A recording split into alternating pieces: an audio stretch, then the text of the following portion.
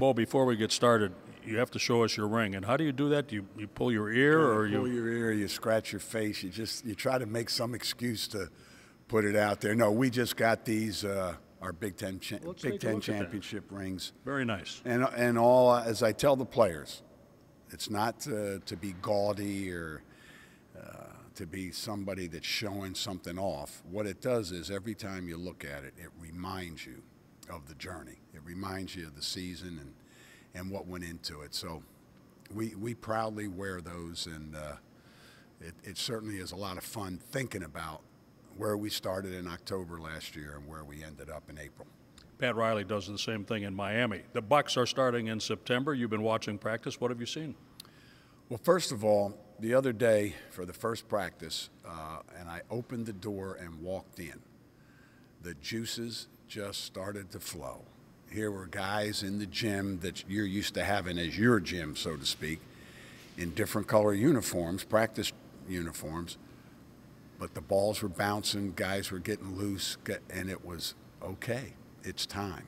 So for us to have the Bucks here doing this and sending a message to us as coaches, and of course the players aren't allowed due to NBA rules. Our players aren't allowed to watch practice. But for us as coaches, Jason's done an unbelievable job with the staff that he's hired, from top to bottom, with the administration, with John, and having Rod in here.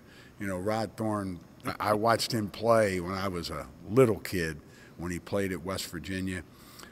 So for me, it's like a kid in the candy store to be in the Nicholas Johnson Pavilion with the Bucks practicing and not us practicing. So I've had a chance with the staff to pick up a few things. I was going to ask about that. Can you take tricks from these guys? Do you see different coverages defensively particularly? Well, sure. And their rules are a little different on what they can do away from the ball, but the basic premise is the same. Stop penetration.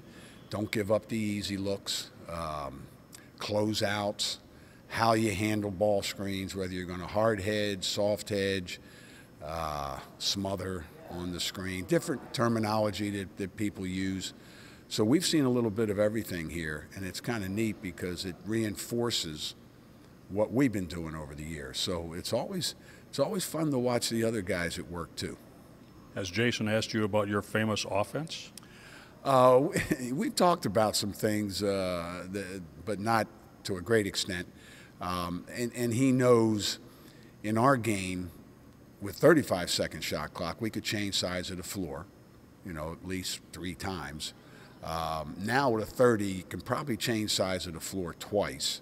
So the swing was really a very effective offense when you had at least the 35 seconds because of the movement and what defenses had to do to stay honest. We kept them honest. So now we've done more with ball screens, but from swing action, what we call swing action. So, yeah, I'm sure he's familiar with a lot of the things that he watched us last year. Sometimes it's putting the people in the right seats on the bus, and to go from good to great, you got to have that. So.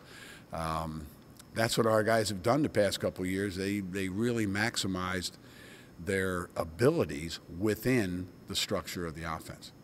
Thanks for the time. Let's have 2 great basketball teams this season in Wisconsin. Boy, I'll tell you, I can't wait to watch the Bucks play, and I'm so anxious to get my guys in the gym.